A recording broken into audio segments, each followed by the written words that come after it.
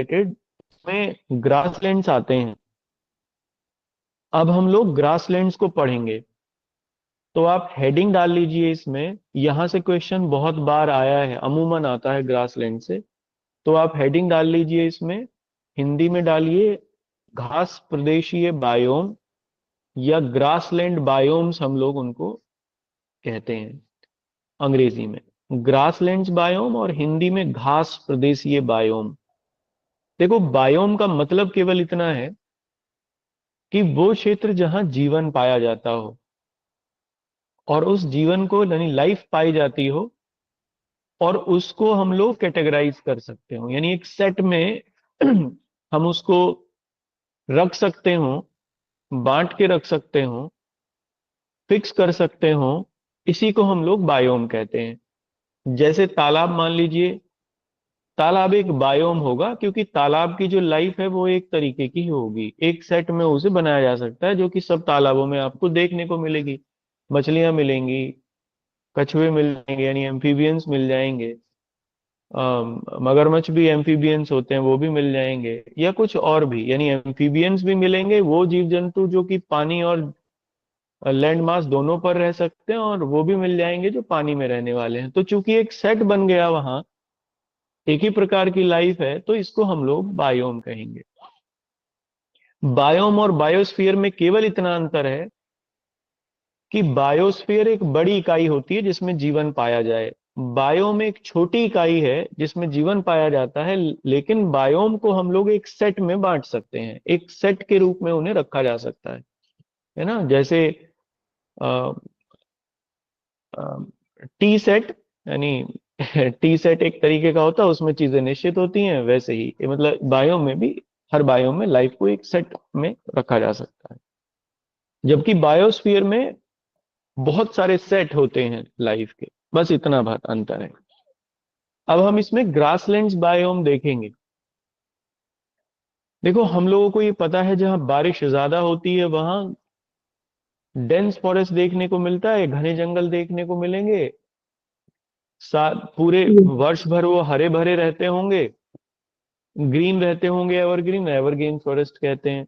फिर हम लोगों ने ये भी देखा कि जैसे जैसे वर्षा की मात्रा में कमी आती है, फॉरेस्ट की डेंसिटी कम होने लगती है।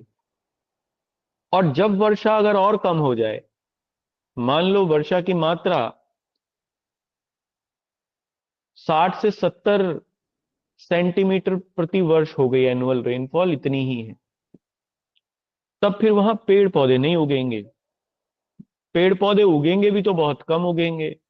वहां पर ग्रासलैंड्स डेवलप हो जाते हैं, क्योंकि घासों को ज्यादा पानी की जरूरत नहीं होती, कम पानी में ही वो अपना काम चला लेती हैं। इसलिए ऐसे क्षेत्रों में जहां वर्षा 60 से 70 सेंटीमीटर होती है, वार्षिक एनुअल रेनफॉल का लेवल ये होता है, वहां पर फॉरेस्ट की जगह हम लोगों को ग्रासलैंड्स देखने को मिलते हैं। अब ये वर्षा दोनों जगह कम हो सकती है, गर्म क्षेत्रों में भी, यानी ऐसे एरियाज में भी जहां जो गर्म है, यानी ट्रॉपिकल एरियाज में। ट्रॉपिकल माने ट्रॉपिक ऑफ कैंसर और ट्रॉपिक ऑफ कैप्रिकॉर्न के बीच का क्षेत्र, इसमें भी वर्षा कम हो सकती है। जिन क्षेत्रों में इसमें वर्षा कम होगी वहां ग्रासलैंड डेवलप होंगे, लेकिन उन ग्रासलैंड को हम लोग ट्रॉपिकल ग्रासलैंड कहेंगे, यानी गर्म क्षेत्र के घास के मैदान उनको हम लोग कहेंगे, ऐसे घास के मैदान जो गर्म क्षेत्रों में बनते हों। फिर उसके अलावा कुछ ठंडे क्षेत्रों में बारिश कम हो सकती है, किसी भी वजह से हो सकती है, कई कारण है, उसके एग्जाम्पल मैं आपको देके बताऊंगा। तो फिर ठंडे क्षेत्रों में भी ग्रासलैंड डेवलप हो सकते हैं। ऐसे ग्रासलैंड्स को हम लोग टेम्परेट ग्रासलैंड कहते हैं, या शीतोष्ण कटिबंधीय घास के मैदान कहते हैं। इसका मतलब ये हुआ कि ग्रासलैंड पूरी पृथ्वी पर दो तरीके के हो गए, एक वो जो गर्म क्षेत्रों में पाए जाते हैं, उन्हें उष्ण कटिबंधीय या ट्रॉपिकल ग्रासलैंड, और एक वो जो ठंडे क्षेत्रों में पाए जाते हैं जिन्हें शीतोष्ण कटिबंधीय या टेम्परेट ग्रासलैंड के नाम से हम लोग जानते हैं। बात समझ में आई है इतनी? घास के मैदान कितने प्रकार के होते हैं, समझ में आया? इसका उदाहरण लेके समझते हैं। भारत का ही उदाहरण लेते हैं, आप शायद समझ पाओगे। देखो, ट्रॉपिकल ग्रासलैंड की अगर हम लोग बात करें तो जहां बारिश कम होती है, तो मध्य प्रदेश दक्षिणी हिस्सा, या मध्य प्रदेश का वो हिस्सा जो राजस्थान से लगा हुआ है, और राजस्थान का कुछ हिस्सा, उनका दक्षिणी हिस्सा, सदर्न पार्ट, यहां बारिश कम होती है। कम होती है ना, अपने होती है या नहीं होती, बताओ। कहाँ पे सर? राजस्थान में बारिश कम होती है, नहीं? Yes sir. बाकी लोग बताओ। जी अरे सर। होती है, नहीं होती? यहाँ वो लोग हैं जिन्होंने ज्योग्राफी बहुत अच्छे से पढ़ी है, वो लोग चुप बैठे रहते हैं निष्क्रिय प्रकार से। कम होती है। अच्छा, अब लेकिन ये सर बताओ, अब ये एरिया ठंडा है या गर्म? देखो देखो, ध्यान से सुनो सृष्टि, ध्यान से सुनो मेरी बात। ये बताओ, ये एरिया ठंडा है या गर्म है? गर्म गर्म है है सर। ना? अब अगर ये एरिया गर्म है तो यहाँ कैसे ग्रासलैंड मिलेंगे? ट्रॉपिकल ग्रासलैंड मिलेंगे, उष्णकटिबंधीय घास के मैदान मिलेंगे, हाँ या ना? बिल्कुल। अब दूसरे टाइप के देखते हैं, टेम्परेट देखते हैं भारत में।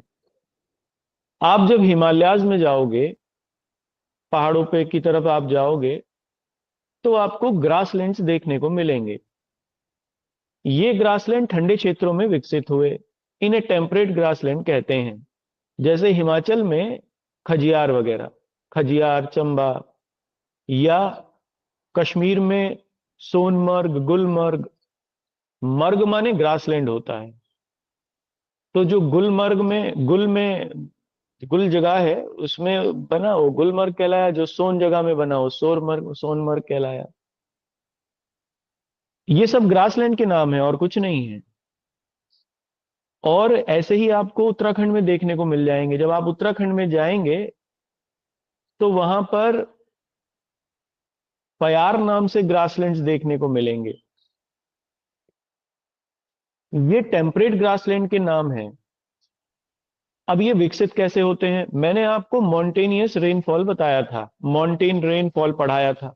उसमें मैंने ये बताया था, पहाड़ के एक तरफ तो बारिश होगी, और पहाड़ का जो दूसरी किनारा है, पहाड़ का वो हिस्सा जो हवाओं की सीध में है, हवाओं के सीध में पड़ता है, हवाओं को रोकता है,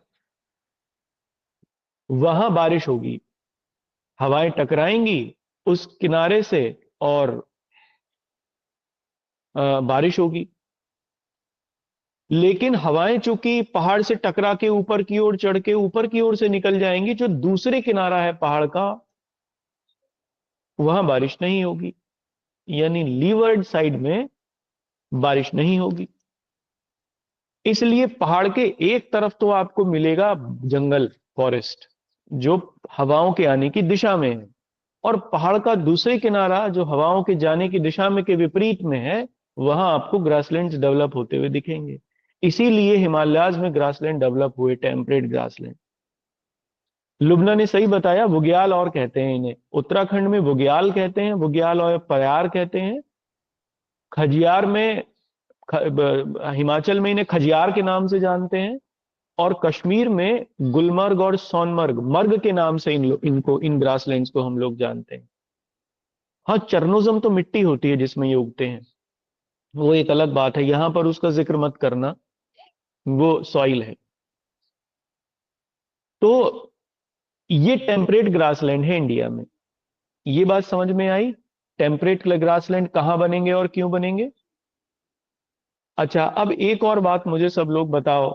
जहां गर्मी पड़ती है और जहां सर्दी पड़ती है, दो जगहें हैं। दोनों जगहों पर बारिश होती है, लेकिन कम होती है। एक जगह वो है जो गर्म क्षेत्र है, एक जगह वो है जो ठंडा क्षेत्र है। बारिश दोनों जगह होगी, लेकिन दोनों जगह ही कम होगी।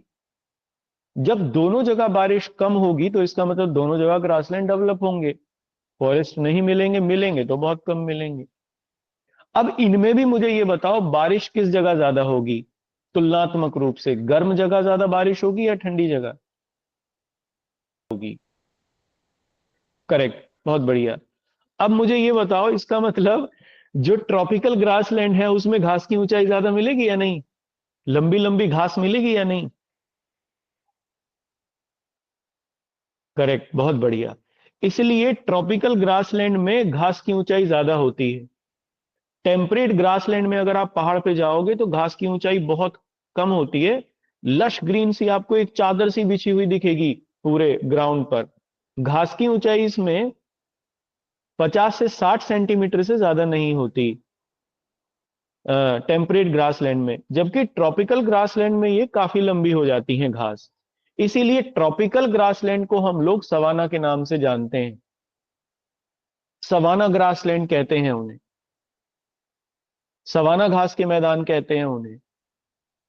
और यहां पर कहीं कहीं पर हाथी घास भी देखने को मिलती है, एलिफेंट ग्रास कहते हैं उसे। हाथी घास माने वो घास बहुत ऊंची होती है, उसमें हाथी छिप जाता है, दिखता नहीं है।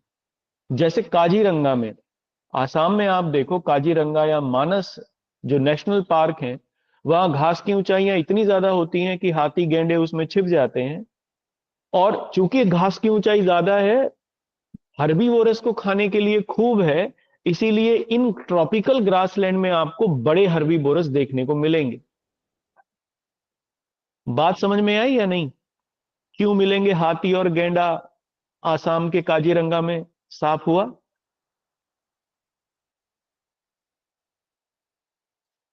हाथी और गैंडा इसीलिए ट्रॉपिकल ग्रासलैंड के जीव हैं, बड़े हैं साइज में क्योंकि खूब है खाने के लिए। अच्छा, अब एक और बात बताओ, इन ग्रासलैंड में आपको जब हर्बीवोरस बड़ा मिल रहा है, तो उसे मारने के लिए या उसे खाने के लिए कार्निवोरस भी टॉप लेवल का मिलेगा या नहीं?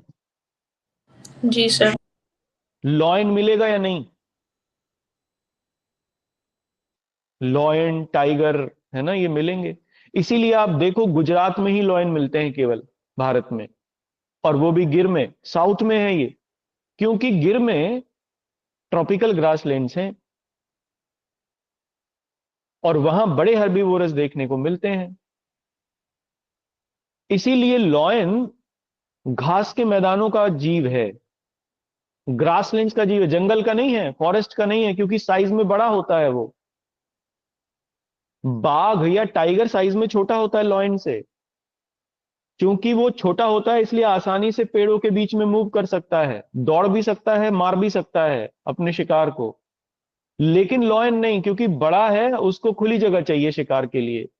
That's because of it lion हमारे यहां पर केवल गुजरात में मिलेंगे। चीतों को इसीलिए, चूंकि चीता भी ट्रॉपिकल ग्रासलैंड का जीव है, इसीलिए मध्य प्रदेश में और राजस्थान में ही उनके लिए जगहें बनाई जा रही हैं।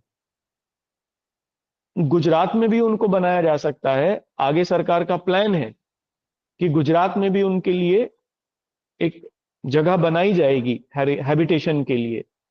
तो चूंकि टेम्परेट ग्रासलैंड हम सॉरी ट्रॉपिकल ग्रासलैंड हम लोगों को गुजरात में, भारत में, राजस्थान और मध्य प्रदेश के कुछ क्षेत्रों में देखने को मिलते हैं, जिन क्षेत्रों में देखने को मिलते हैं वहीं पर चीता के प्रवास के लिए बातें हो रही हैं। ठीक है, इसीलिए आपको पहाड़ों पर, ऊंचाई पर बाघ नहीं मिलेगा, टाइगर नहीं मिलेगा। सुना है कभी ऊंचाई पर टाइगर मिलता हुआ?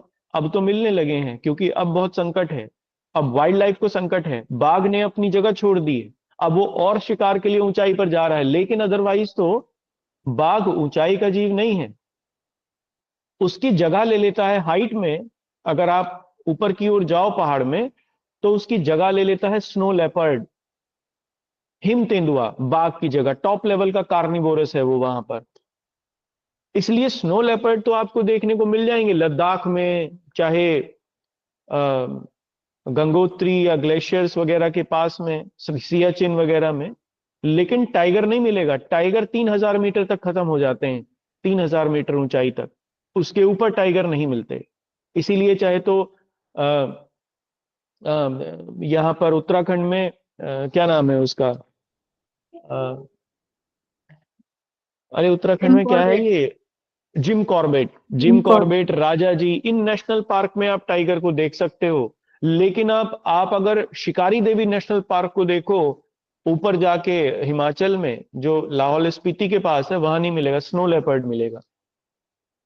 इसलिए टाइगर और बाघ टेम्परेट ग्रासलैंड में मिलते तो हैं, लेकिन कम मिलते हैं। ठीक है, ऊंचाई का जीव नहीं है ये। खैर। अच्छा, एक और बात बताओ। जब ग्रासेस ज्यादा होंगी, ग्रास माने यहां पर ट्रॉपिकल ग्रासलैंड की बात हो रही है, घास अगर बड़ी बड़ी है, ट्रॉपिकल ग्रासलैंड है, तो उसमें रहने वाले छोटे छोटे कीड़े मकोड़े जीव जंतु जो जैसे ग्रास हॉपर टाइप के, वो खूब मिलेंगे इन जगहों पर। इसलिए उनको खाने के लिए जो रेंगने वाले जीव हैं, वो भी बड़ी मात्रा में देखने को मिलेंगे। इसीलिए इन क्षेत्रों में सांप खूब होते हैं। सांप एक प्रकार का कार्निवोरस है, और उसको खाने के लिए एक बड़ा हर्बीवोरस देखने को मिलेगा, जैसे बाज या ईगल, चील। इसीलिए चील, ईगल, बाज, ये सब टॉप लेवल के कार्निवोरस हैं, और ये ट्रॉपिकल ग्रासलैंड में आपको देखने को मिलेंगे। ग्रासलैंड्स में ही आपको ये देखने को मिलेंगे, वल्चर्स वगैरह। तो ये मैंने आपको फ्लोरा और फौना दोनों के बारे में बताया ग्रासलैंड्स के। अब आप इनको लिख लीजिए। ठीक है। अब आपको ये समझ में आ जाएगा कि ग्रासलैंड्स कहाँ डेवलप होंगे। इसको अगर अच्छे से समझ लिया, कहाँ बड़ी घास होगी, कहाँ ट्रॉपिकल होंगे, कहाँ टेम्परेट होंगे, क्या क्या इनके नाम होंगे, और इनमें पाए जाने वाले जीव कौन कौन से होंगे, आप अपना लॉजिक लगा सकते हैं समझ के चीजों को। आगे चलते हैं टेम्परेट में। तो नेक्स्ट आप इसमें लिखिए टेम्परेट ग्रासलैंड्स, शीतोष्ण कटिबंधीय घास के मैदान या टेम्परेट ग्रासलैंड्स।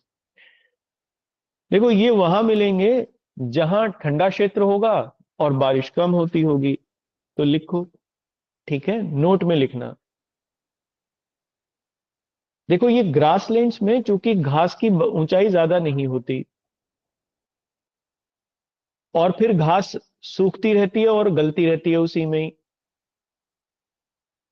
तो इसमें न्यूट्रिएंट्स की मात्रा मिट्टी में बहुत होती है जहां ये ग्रासलैंड्स होते हैं। इसलिए जिस ग्रासलैंड जो जो इन ग्रासलैंड्स की मिट्टी होती है, सॉइल होती है, वो काफी उपजाऊ होती है, फर्टाइल होती है। इस मिट्टी को हम लोग चरनोजम मिट्टी कहते हैं। चरनोजम दुनिया की सबसे उपजाऊ मिट्टियों में से एक है। इसीलिए टेम्परेट ग्रासलैंड में गेहूं की बहुत अच्छी खेती होती है। दुनिया के इन भागों में जहां टेम्परेट ग्रासलैंड मैंने आपको लिखवाए, ये गेहूं की खेती के बड़े अच्छे, या खेती के बड़े अच्छे क्षेत्र भी हैं। जैसे अमेरिका में प्रेरीज में खूब गेहूं उगाया जाता है, न्यूजीलैंड में भी, हंगरी में भी। हंगरी का ये घास का मैदान पुस्ता गेहूं की खेती के लिए बहुत प्रसिद्ध है।